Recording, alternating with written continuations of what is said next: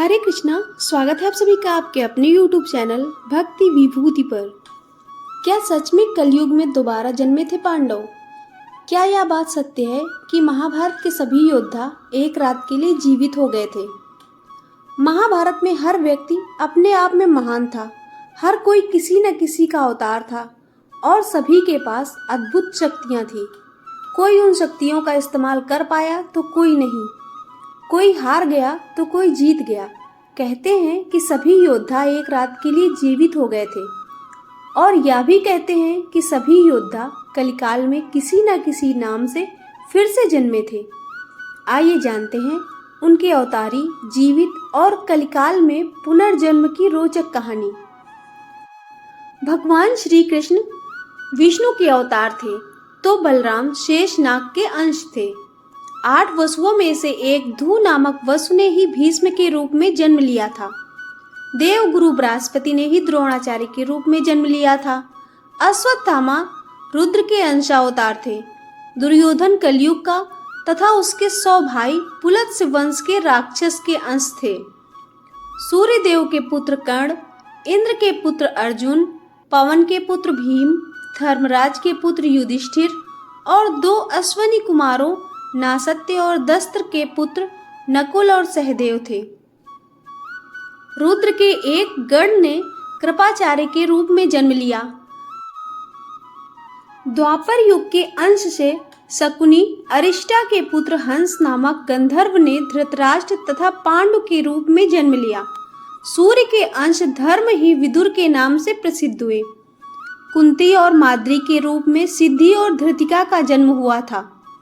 मति का जन्म राजा सुबल की पुत्री गांधारी के रूप में हुआ था।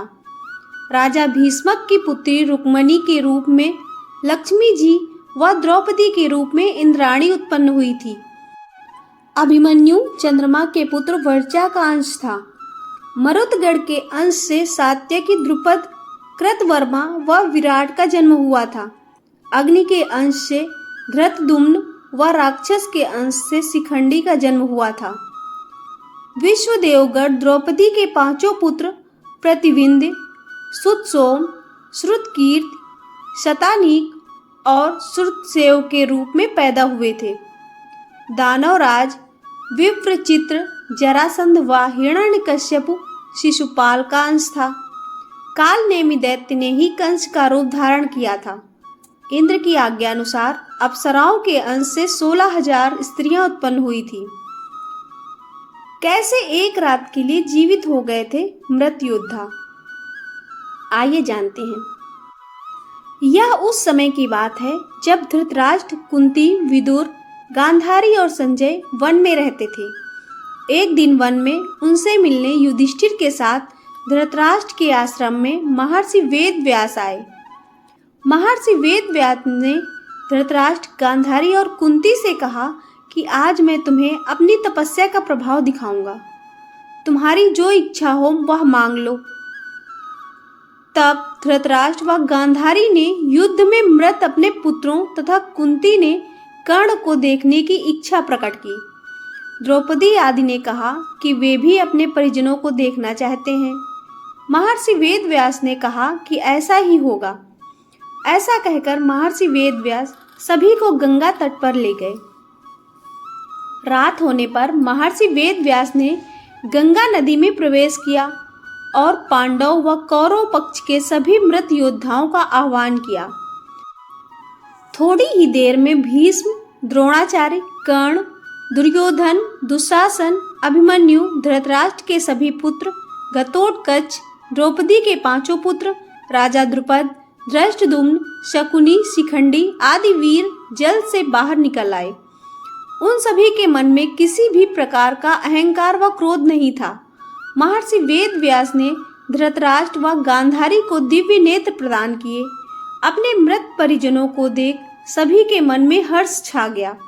सारी रात अपने मृत परिजनों के साथ बिताकर सभी के मन में संतोष हुआ।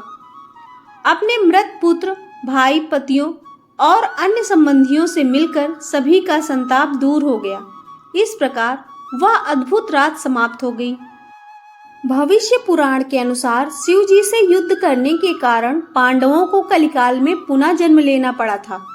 कहते हैं कि जब आधी रात के समय अश्वत्थामा, कृतवर्मा और कृपाचार्य ये तीनों पांडवों के शिविर के पास गए और उन्होंने मन ही मन भगवान शिव की आराधना कर उन्हें प्रसन्न कर लिया।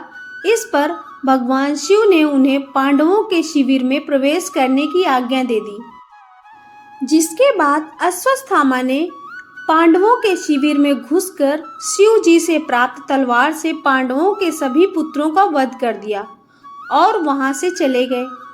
जब पांडवों को इसके बारे में पता चला तो वे भगवान शिव से युद्ध करने के लिए पहुंच गए। जैसे ही पांडव शिव जी से युद्ध करने के लिए उनके सामने पहुंचे, उनके सभी अस्त्र शस्त्र शिव जी में समा गए और शिव जी बोले, तुम सभी श्री कृष्ण के उपासक हो, इसलिए इस जन्म में मैं तुम्हें इस अपराध का फल नहीं दूंगा, लेकिन इसका फल तुम्हें कलिकाल में फिर से जन्म लेकर भोगना पड़ेगा। भगवान शिव की यह बात सुनकर सभी पांडव दुखी हो गए और इसके विषय में बात करने के लिए श्री कृष्ण के पास पहुंच गए। तब श्री कृष्ण ने उन्हें बताया कि कौन सा पांडव कलयुग में कहाँ और किसके घर जन्म लेगा। कलयुग में किसका जन्म कहाँ हुआ, आइए जानते हैं। युधिष्ठिर का जन्म वत्सराज नाम के राजा के पुत्र के रूप में हुआ। उनका नाम मलखान था।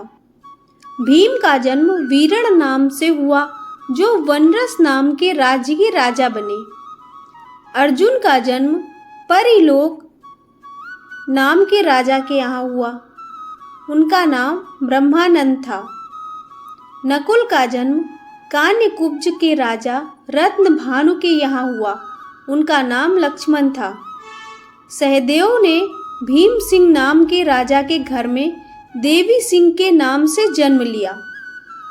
दानवीर कर्ण ने तारक नाम के राजा के रूप में जन्म लिया।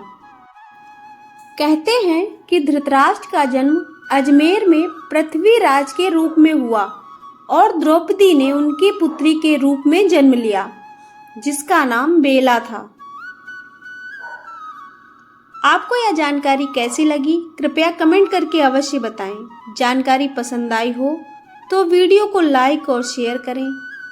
ऐसी और भी जानकारी और कहानियों के लिए चैनल को सब्सक्राइब करना ना भूलें। धन्यवाद।